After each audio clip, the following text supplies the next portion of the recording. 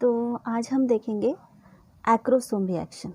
ठीक है, acrosome reaction में हम लोगों ने प्रीवियस वीडियो में ये देखा था कि ये जो एक्रोसोम होता है, this is the sperm head. ठीक है, ये क्या है? स्पर्म हेड है।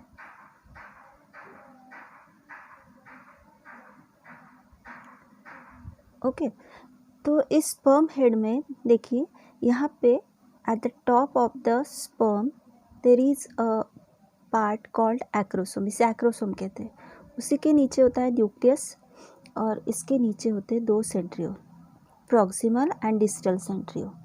ठीक है, तो ये जो एक्रोसोम होता है, मैंने बताया था कि प्रीवियस वीडियो में हमने ये देखा था कि ये जो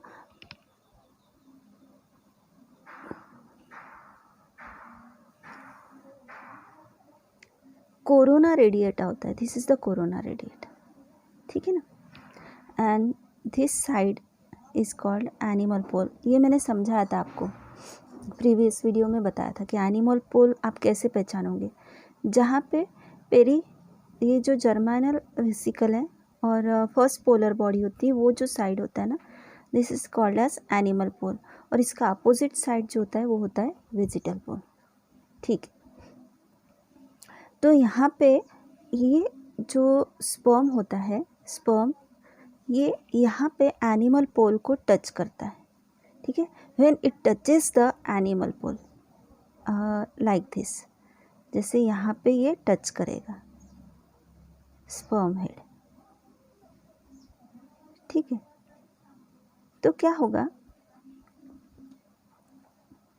ये जो एक्रोसोम है जब कोरोना रेडिएटा को टच करता है तो क्या होता है कि एक्रोसोम रिलीजेस एन एंजाइम। ठीक है, एक्रोसोम क्या करता है? एंजाइम को रिलीज करता है। कौन से एंजाइम? Lysine enzyme. ठीक है, तो इसे हम लोग कैसे समझेंगे? एक मैं डायग्राम बना के बताती हूँ आपको, उसमें से आपको आइडिया आ जाएगी। प्रीवियस वीडियो में हमने क्या देखा था कि ये जो कोरोना रेडिएटा होता है, सबसे पहले बहुत सारे स्पर्म्स यहाँ पे आके अटैच होते हैं। उसमें से एक ही स्पर्म को अंदर जाने के लिए परमिशन मिलती है। ठीक है ना, तो ये जो स्पर्म है, दिस स्पर्म, ये वेजिटल पोल से वेजिटल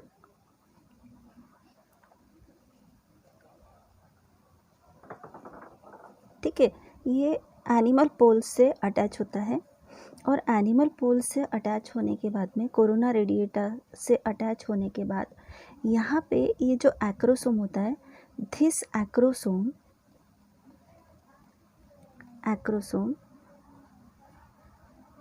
रिलीजेस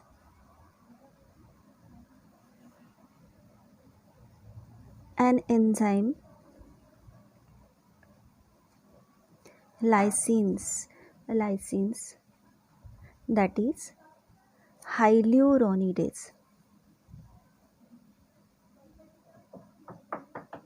ठीक है, ये एंजाइम हाइल्यूरोनिडेज रिलीज होते से ही क्या होता है कि कोरोना रेडिएटा पेनिट्रेट हो जाता है। दिस कोरोना रेडिएटा पेनिट्रेट होता है। So hyaluronidase enzyme is called corona penetrating enzyme.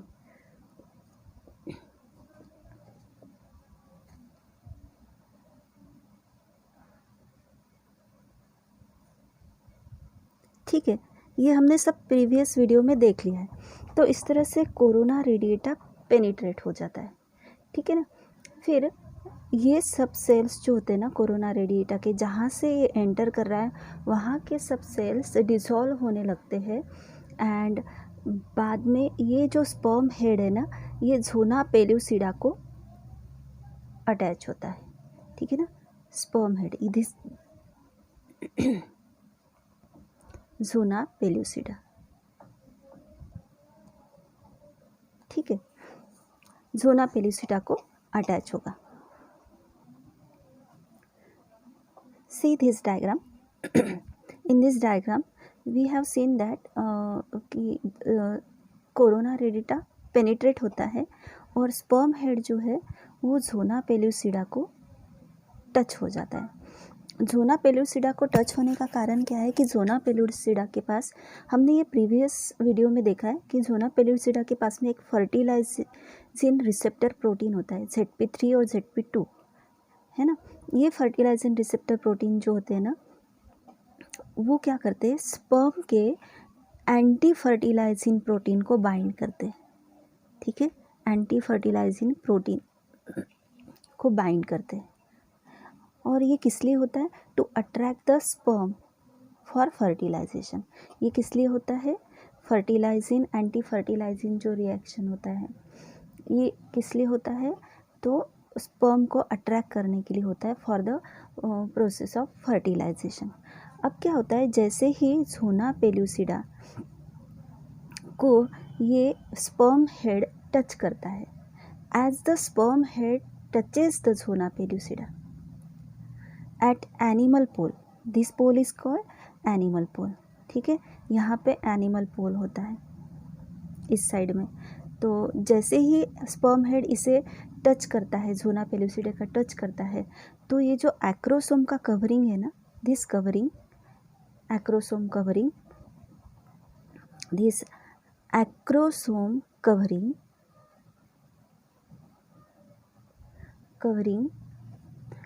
Ruptures, मतलब ये एक्रोसोम कवरिंग जो है वो पूरी तरह से रप्चर हो जाता है, यानी ब्रेक हो जाता है, ठीक है। और इसकी वजह से क्या होता है, ruptures and releases lytic enzymes. अब क्या होता है, यहाँ पे कौन से एंजाइम्स रिलीज होंगे, लिटिक एंजाइम्स रिलीज होंगे, और उन एंजाइम का नाम क्या है, these lytic enzymes are called acrosin, और इसे ही कहेंगे हम ज़ोनालाइसिन, ठीक है। तो ये एक्रोसिन और ज़ोनालाइसिन कैसे रिलीज हुए, जैसे ही ये जो स्पर्म हेड है ज़ोना पेल्यूसिडा को टच हुआ, एक्रोसोम रप्चर हो गया, एक्रोसोम का कवरिंग रप्चर हो गया और एक लिटिक एंजाइम रिलीज हुआ which is called as acrosin और ज़ोनालाइसिन, ठीक है। ये जो एक्रोसिन या ज़ोनालाइसिन है ना, ये ज़ोना पेल्यूसिडा पे वर्क करता है, means this enzyme act on zona pellucida, ठीक है। Act on, acrosin enzyme act on zona pellucida at the point of contact, जहाँ पे कॉन्टैक्ट आया था, है ना, this is the point of contact, है ना, पॉइंट ऑफ कॉन्टैक्ट। तो जहाँ पे कॉन्टैक्ट आया था ना स्पर्म का और ये ओहा का, वहाँ पे ज़ोना पेल्यूसिडा एक्रोसिन वहाँ पे एक्ट करेगा, ज़ोना पेल्यूसिडा का, ठीक है। तो इसके वजह से क्या होता है, जब एक्रोसिन ज़ोना पेल्यूसिडा पे एक्ट करता है at the point of contact, ये जो पॉइंट ऑफ कांटेक्ट होता है ना, यहाँ पे एक फर्टिलाइजेशन कोन तैयार होता है। मतलब कैसे, अभी देखिए आप यहाँ पे, तो इस तरह से ये फर्टिलाइजेशन कोन तैयार होता है, ठीक है। दिस इज द फर्टिलाइजेशन, ये क्या है, ज़ोना पेल्यूसिडा।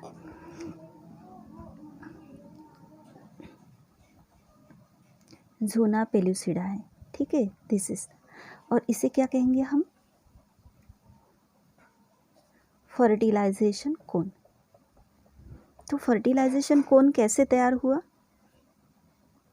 कैसे तैयार हुआ फर्टिलाइजेशन कोन, ये जो एक्रोसिन रिलीज हुआ ना, एक्रोसोम कवरिंग रप्चर होने की वजह से एक्रोसिन या ज़ोनालाइसिन रिलीज हुआ, ये ज़ोना पेल्यूसिडा पे एक्ट करता है। कहाँ पे एक्ट करता है, ज़ोना पेल्यूसिडा का जो पॉइंट ऑफ कांटेक्ट होता है, जहाँ पे स्पर्म हेड और ज़ोना पेल्यूसिडा का कांटेक्ट होता है, दिस, तो इस पॉइंट ऑफ कांटेक्ट में एक्ट करने के बाद में यहाँ पे एक छोटा सा फर्टिलाइजेशन कोन तैयार होता है, ठीक है, which is also called cone of reception. मतलब यहाँ से स्पर्म हेड को रिसीव किया जाएगा, ठीक है, इसे कहेंगे हम कोन ऑफ रिसेप्शन। तो इस तरह से ये फर्टिलाइजेशन कोन तैयार हो जाता है। देन दिस स्पर्म हेड, इस तरह से स्पर्म हेड जो होगा ना, वो इस फर्टिलाइजेशन कोन के कांटेक्ट में आ जाता है। This is the sperm head, ठीक है, sperm head. Then this sperm head comes in contact with the fertilization cone, ठीक है ना, ये दोनों कांटेक्ट में आ जाते हैं। इसकी वजह से क्या होता है कि दोनों की जो प्लाज्मा मेम्ब्रेन होते हैं, the plasma membrane of both the cells, ये एग सेल है और ये स्पर्म सेल है, ठीक है, दोनों के प्लाज्मा मेम्ब्रेन यहाँ पे, इसकी वजह से क्या होगा, फर्टिलाइजेशन कोन की वजह से क्या होगा कि plasma membrane of both the sales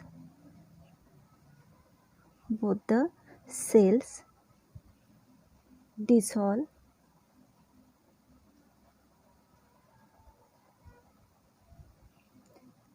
at the point of contact यानी फर्टिलाइजेशन कोन, जहाँ पे फर्टिलाइजेशन कोन होगा ना, वहाँ पे दोनों के प्लाज्मा मेम्ब्रेन डिसॉल्व हो जाएंगे, ठीक है। इसके वजह से क्या होगा कि स्पर्म हेड में यहाँ पे होता है न्यूक्लियस और यहाँ पे क्या होते हैं, दो सेंट्रियोल्स होते हैं, एक है प्रॉक्सिमल सेंट्रियोल और दूसरा है डिस्टल सेंट्रियोल, ठीक है। दिस इज द प्रॉक्सिमल और ये क्या है, ये है डिस्टल,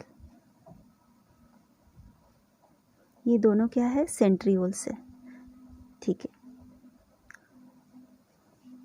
एक्रोसोम कैप तो पहले रप्चर हो गई है ना, रप्चर हो गई, देखिए यहाँ पे, and it releases lytic enzyme. So यहाँ पे क्या बचा, न्यूक्लियस बचा, दिस इज द न्यूक्लियस, और दूसरा क्या बचा, प्रॉक्सिमल एंड डिस्टल सेंट्रियोल बचा। तो अब यहाँ पे मैंने बताया कि प्लाज्मा मेम्ब्रेन, दोनों सेल के प्लाज्मा मेम्ब्रेन, एक सेल और स्पर्म सेल के प्लाज्मा मेम्ब्रेन डिसॉल्व हो जाते हैं। तो इसके बाद क्या होता है, अब क्या होगा, देखिए ये फर्टिलाइजेशन कोन यहाँ पे ये डिसॉल्व हो गया ना, तो इसमें क्या होता है कि स्पर्म हेड जो भी है वो अंदर एंटर करता है, अंदर एंटर कर दिया विथ न्यूक्लियस एंड सेंट्रियोल्स, और बाकी के पार्ट है ना ये बाहर रह जाते है ना, अदर पार्ट्स रिमेन आउटसाइड। तो इस तरह से ये हेड अंदर एंटर कर जाता है। जैसे ही स्पर्म हेड जो होता है ना, स्पर्म हेड जैसे ही इस वाइटेलाइन मेम्ब्रेन को टच करता है ना, वैसे ही ये यहाँ पे एक कॉर्टिकल रिएक्शन होती है, जिससे फर्टिलाइजेशन मेम्ब्रेन जो है, वाइटेलाइन मेम्ब्रेन जो होता है, this vitelline membrane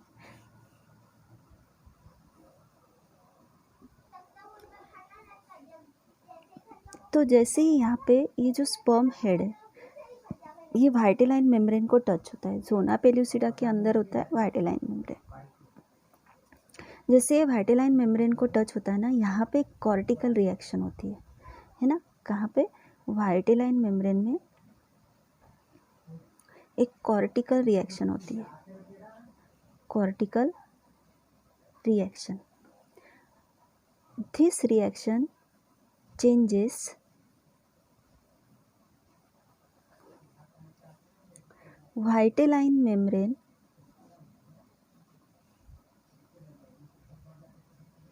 into fertilization membrane.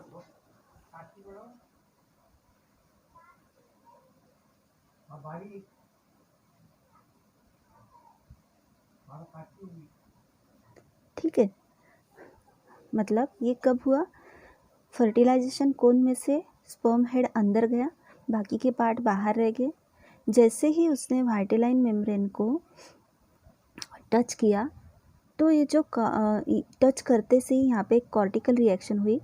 This cortical reaction changes the vitelline membrane into fertilization membrane. ठीक है, अब ये ऐसा क्यों होता है? तो फर्टिलाइजेशन मेम्ब्रेन इसलिए तैयार होता है ताकि ज़ोना पेल्यूसिडा में जो स्पर्म रिसेप्टर होते हैं, है ना, हमने देखे ना अभी ZP3, ZP2 अभी देखा हमने. तो ये जो इस ज़ोना पेल्यूसिडा के जो स्पर्म रिसेप्टर होते हैं ना, स्पर्म रिसेप्टर मतलब स्पर्म को अट्रैक्ट करने वाले, इन स्पर्म रिसेप्टर को डीएक्टिवेट किया जाता है. ठीक है, तो इसको डीएक्टिवेट करने के बाद यहाँ पे स्पर्म अंदर नहीं आ पाएंगे.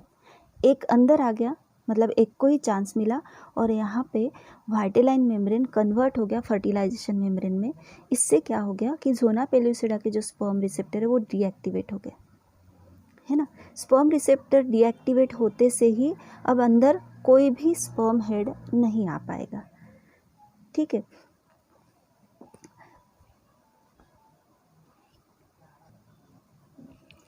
अब क्या होगा कि ये जो वाइटेलाइन मेम्ब्रेन है या फिर इससे हम लोगों ने अभी नाम दिया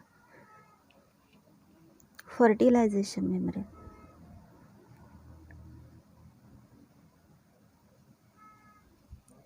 ठीक है, फर्टिलाइजेशन मेम्ब्रेन, इसके अराउंड एक डिस्टिंक्ट ऐसी पेरीवाइटेलाइन स्पेस तैयार हो जाएगी, है ना. फर्टिलाइजेशन मेम्ब्रेन के अराउंड एक डिस्टिंक्ट ऐसी पेरीवाइटेलाइन स्पेस तैयार हो जाती है. तो ये किस लिए होता है? This perivitelline space prevents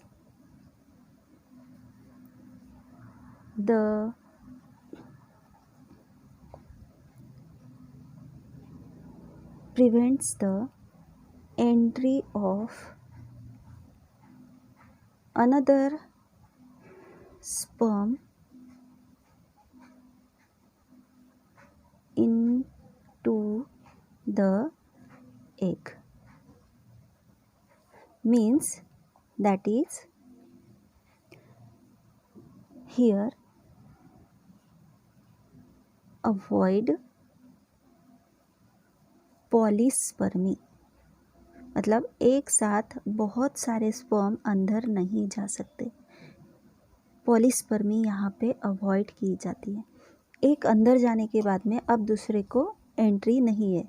so this is the polyspermy. तो ये पॉलीस्पर्मी यहाँ पे अवॉइड होती है. ठीक है, तो एक्रोसोम रिएक्शन आपके समझ में आ गया. इसके बाद में हम देखेंगे एक्टिवेशन ऑफ ओहम. तो अभी देखेंगे हम एक्टिवेशन ऑफ ओहम. हमने क्या देखा था कि before fertilisation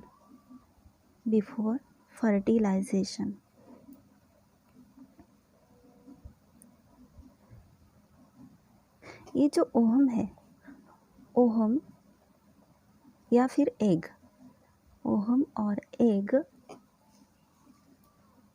was at metaphase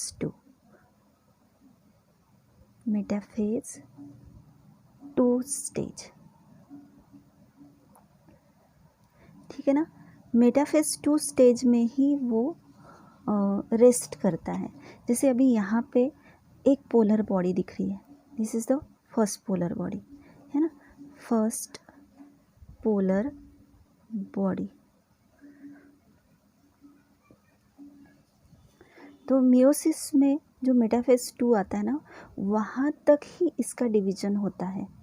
ठीक है, तो यहाँ पे फर्स्ट पोलर बॉडी दिख रही है और ये न्यूक्लियस, मतलब इसे कहते हैं जर्मिनल वेसिकल.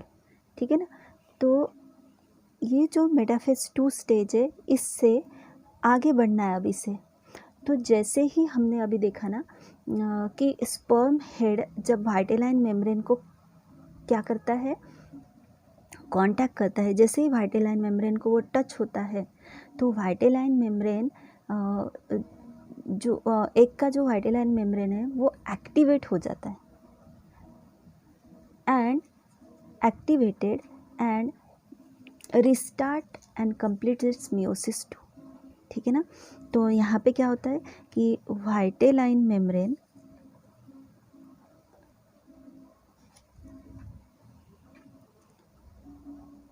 गेट्स एक्टिवेट हो जाता है टू रीस्टार्ट एंड कंप्लीट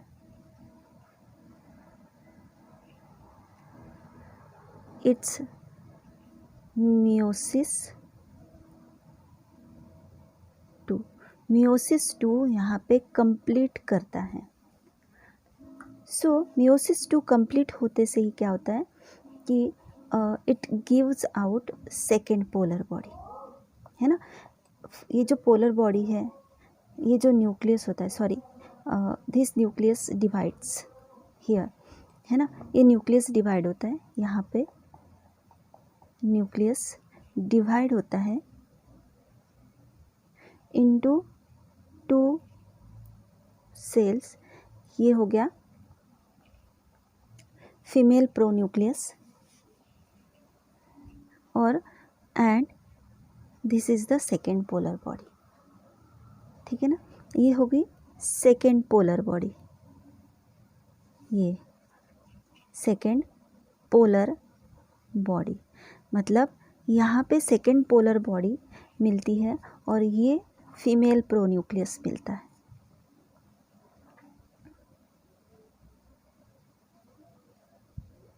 तो सेकेंड पोलर बॉडी कैसे तैयार हुई, ये ध्यान में आ गया आपका।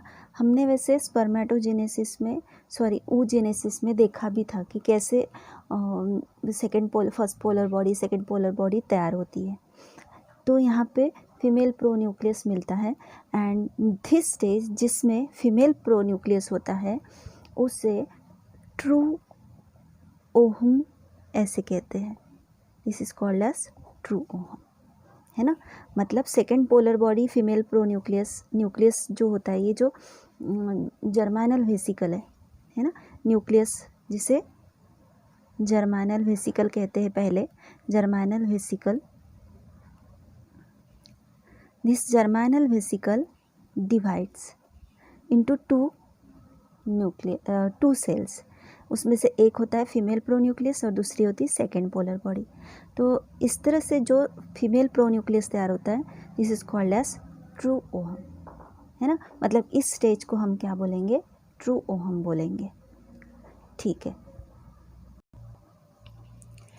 See this, then here is the male pronucleus and this is the female pronucleus.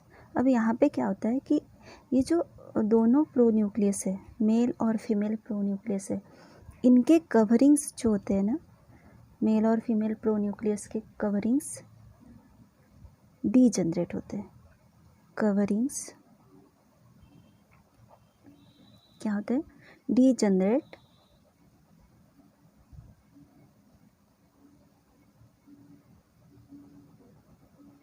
Coverings, इनके कवरिंग्स डी जनरेट होते हैं।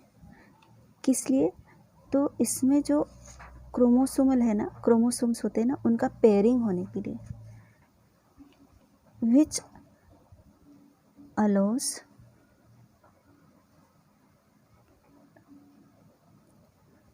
Chromosomal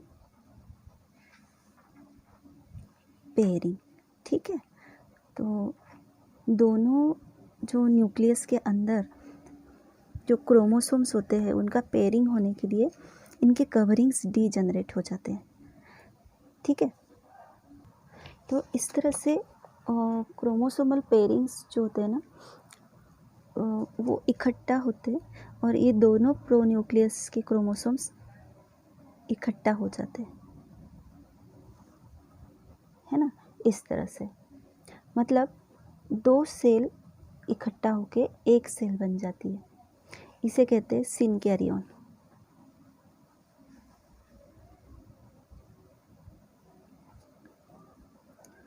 सिनकैरियन, this results in the formation of synkaryon, ठीक है।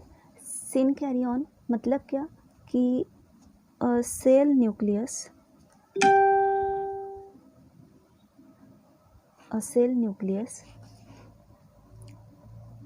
formed by fusion of two pre-existing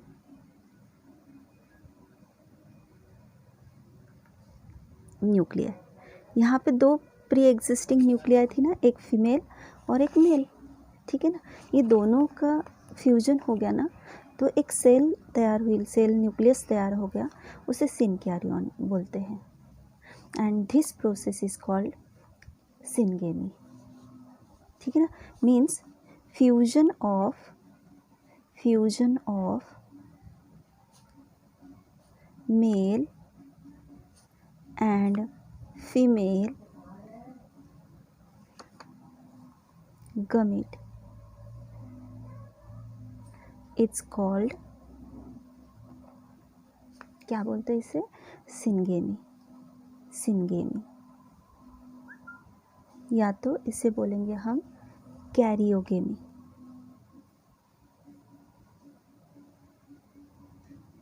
इन दोनों का मतलब क्या हो गया, फर्टिलाइजेशन, ठीक है। This is called as fertilisation, ठीक है। And fertilisation results into zygote.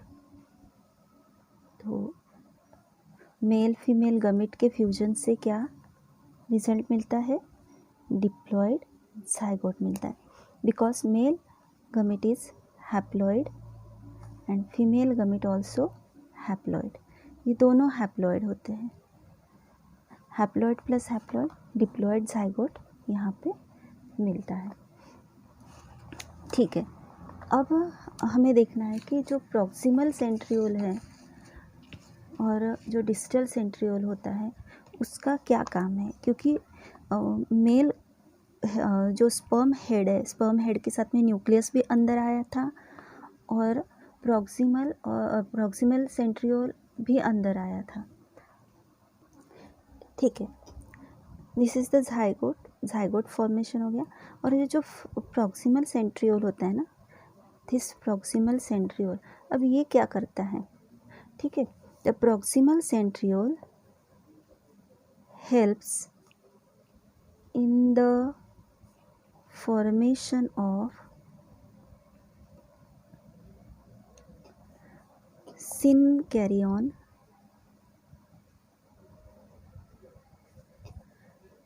Spindle, ठीक है। एक ये काम करता है, मतलब क्या करता है देखिए, जैसे हम लोगों ने ये न्यूक्लियस है, तो न्यूक्लियस के अंदर ये होते हैं क्रोमोसोम्स, ठीक है। क्रोमोसोम्स सेल डिवीजन में मदद करने के लिए ऐसे स्पिंडल फाइबर्स तैयार होते हैं। ये स्पिंडल फाइबर्स मतलब ये जो प्रॉक्सिमल सेंट्रियोल है, प्रॉक्सिमल सेंट्रियोल यहाँ पे और ये स्पिंडल फाइबर्स तैयार करते हैं for the further cell division में स्पिंडल फाइबर्स मदद करते हैं। मतलब जैसे अभी ये क्रोमोसोम्स बीच में है ना, तो इन्हें ऐसे अपोजिट साइड में कैसे ले जाना, तो स्पिंडल फाइबर की मदद से ये जो क्रोमोसोम्स होते हैं वो दो पोल की तरफ जाते हैं। जैसे अभी एनाफेज में हमने देखा कि इस तरह से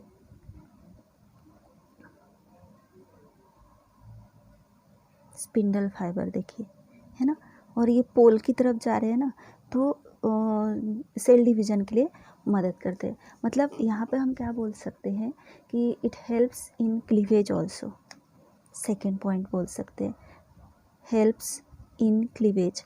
अब क्लीवेज क्या होता है वो हम नेक्स्ट वीडियो में देखेंगे, लेकिन यहाँ पे सिंपली मैं बता दूँ कि एक सेल जो होती है वो डिवाइड होके दो सेल में कन्वर्ट हो जाती है, पता है ना, तो that is called as cleavage. So it is divided into two cell, है ना। एक सेल दो सेल में डिवाइड होगी, इससे क्लीवेज बोलते हैं. And it helps in cleavage of cell into 2 blastomeres. यहाँ पे 2 ब्लास्टोमियर्स तैयार होते हैं. ठीक है ना, ये हो गए 2 ब्लास्टोमियर. एक सेल से 2 सेल तैयार हो जाना. तो क्लीवेज में भी हेल्प करते हैं ये स्पिंडल फाइबर्स. ठीक है, अब इसके बाद हम देखेंगे सिग्निफिकेंस ऑफ फर्टिलाइजेशन. ठीक है, सिग्निफिकेंस ऑफ फर्टिलाइजेशन देखते हैं. आपको याद होगा सेकेंडरी oocyte स्टेज जो होती है ना, जब ओवरी में से एग रिलीज होता है ना, ओवरी में से जब एग रिलीज होता है तो वो सेकेंडरी oocyte स्टेज पे रिलीज होता है. ठीक है, जैसे ही फर्टिलाइजेशन की शुरुआत होती है ना, this secondary oocyte stage complete the process of oogenesis. अभी हमने देखा ना प्रोसेस ऑफ oogenesis कैसी कंप्लीट हुई. अभी मैंने बताया था कि जैसे जो फर्स्ट पोलर बॉडी तैयार होती है, सेकेंड मेटाफेज सेकेंड पे वो स्टॉप हो जाती है, लेकिन जैसे ही जोना पेल्यूसिडा को हेड अटैच होता है, स्पर्म हेड, वैसे ही वो जो सेकेंडरी oocyte है वो अपना मियोसिस कंप्लीट करता है और फीमेल प्रोन्यूक्लियस और सेकेंड पोलर बॉडी तैयार करता है. मतलब क्या कि oogenesis की प्रोसेस इस तरह से कंप्लीट हो जाती है. और oogenesis प्रोसेस कंप्लीट होते से ही ये जो सेकेंडरी oocyte है ना, it is transformed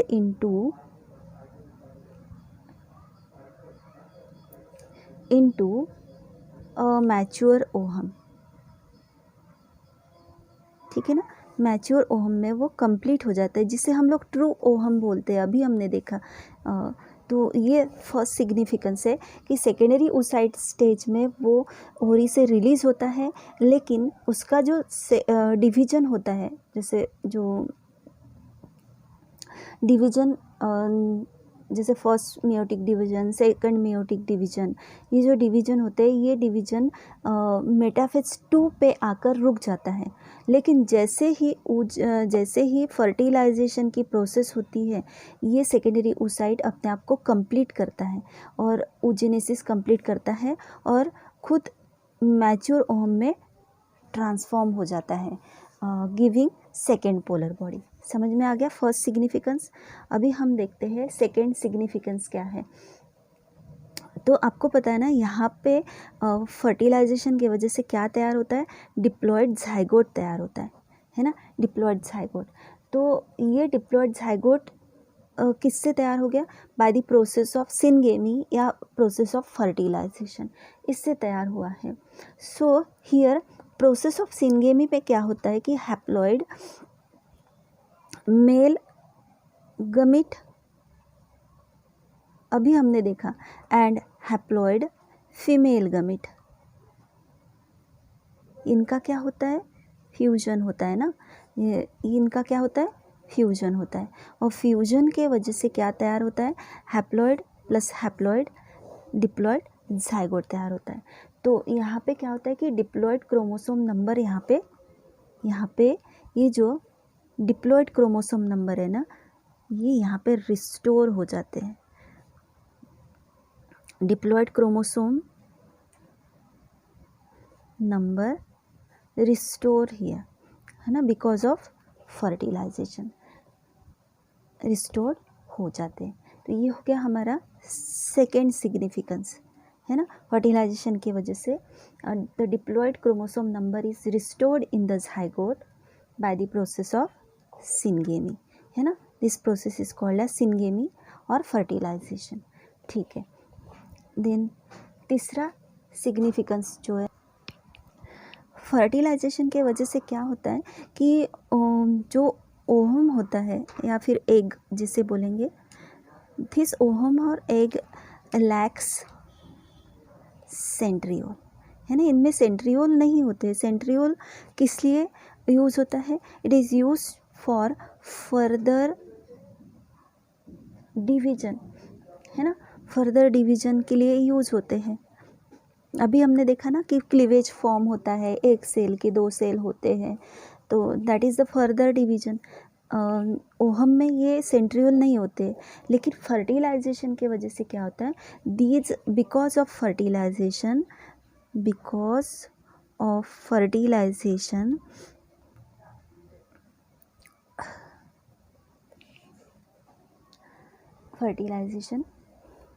these centrioles are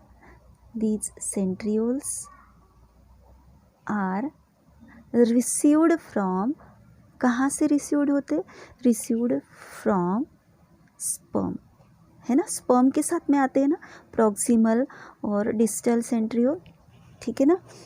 तो ये एक सिग्निफिकेंस है कि सेंट्रियोल फर्टिलाइजेशन की वजह से सेंट्रियोल जो होते हैं वो स्पर्म से रिसीव किए जाते हैं ओहम और एग में, जिससे कि फर्दर डिवीजन होता है। मतलब जाइगोट तैयार होने के बाद में जो फर्दर डिवीजन होता है, जाइगोट तैयार होने के बाद में एक सेल का कन्वर्शन 2 सेल में होता है, दैट इज़ कॉल्ड क्लीवेज। तो फर्दर डिवीजन के लिए ये सेंट्रियोल यूज़फुल होते हैं, ठीक है। देन फोर्थ वन, ठीक है। अभी फर्टिलाइजेशन में क्या होता है कि फर्टिलाइजेशन प्रोसेस की वजह से, बिकॉज ऑफ फर्टिलाइजेशन, इसमें male gamete from male parent and female gamete from female parent, ठीक है। मेल गमीट और फीमेल गमीट जो होता है, male gamete and female gamete from 2 parents, 2 parents से आते हैं ना, तो फ्रॉम 2 पेरेंट्स इनका फ्यूजन होता है, ठीक है ना, फ्यूजन होता है। और this fusion results in variation. अब वेरिएशन क्रिएट होगा ना, अलग अलग पेरेंट्स से अगर गमिट्स आते हैं तो अलग अलग क्रोमोसोम्स इकट्ठा होंगे। अलग अलग क्रोमोसोम्स की बात की जाए तो जीन्स अलग अलग इकट्ठा होंगे। अलग अलग जीन्स की बात की जाए तो DNA, half part of DNA from mother and half part of DNA from father, ये इनका फ्यूजन होगा और इसके वजह से क्या होगा, वेरिएशन क्रिएट होगा। मतलब डिफरेंस है ना, जो माइन्यूट डिफरेंस होता है वो होगा ना इसकी वजह से। तो this results in variation. Fertilisation की वजह से क्या होता है, वेरिएशन होता है, एंड वेरिएशन के वजह से क्या होता है, इवोल्यूशन होता है। It is very helpful in evolution, है ना। इवोल्यूशन यानी स्लो जो चेंजेस होते हैं ना, जिससे बहुत सारे हज़ारों करोड़ों साल लगते हैं, तो that is called evolution.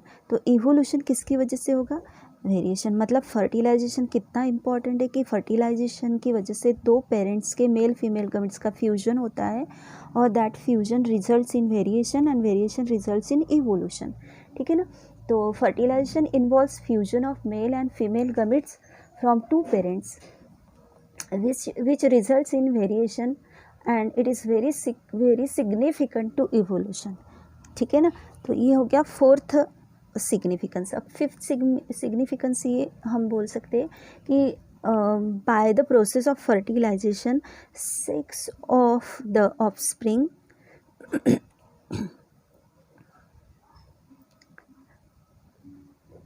Is determined, है ना। ऑफस्प्रिंग का सेक्स डिटरमाइन कर सकते हैं इसमें। जैसे मेल के पास में XY क्रोमोसोम होते हैं और फीमेल के पास XX chromosome, depending upon the type of sperm. अभी यहाँ पे जो 50% स्पर्म है वो X टाइप होंगे, 50% Y टाइप होंगे, लेकिन यहाँ पे जो एग्स बनेंगे ना, all these eggs are X type. So depending upon the type of sperm के टाइप पे डिपेंड होगा सेक्स ऑफ द ऑफस्प्रिंग। ठीक है। जैसे अभी ये एक्स टाइप ऑफ स्पर्म है, ये फ्यूज़ होगा ना, या एक्स टाइप ऑफ एग के साथ में, तो क्या होगा, एक्स एक्स क्रिएट होगा, है ना। X type of sperm fuses with the x type of egg, तो इसके वजह से क्या होगा, एक्स एक्स, यानी फ्यूचर में जो ऑफस्प्रिंग डिटरमाइन होगा, जो ऑफस्प्रिंग जन्म लेगा, sorry sex, x type of sperm और एक्स टाइप ऑफ एग इकट्ठा होके फ्यूज होके जो ऑफस्प्रिंग फ्यूचर में जन्म लेगा वो कौन होगा, इट इज़ अ डॉटर, ठीक है ना। अगर एक्स टाइप का स्पर्म होगा और वाई टाइप का स्पर्म होगा और एक्स टाइप का एग होगा, ठीक है ना, तो इनके फ्यूजन से फ्यूचर में क्या होगा, सन जन्म लेगा, है ना। तो इस तरह से ऑफस्प्रिंग का सेक्स भी इससे डिटरमाइन होता है। समझ में आ गया। तो ये हो गया हमारा सिग्निफिकेंस ऑफ फर्टिलाइजेशन।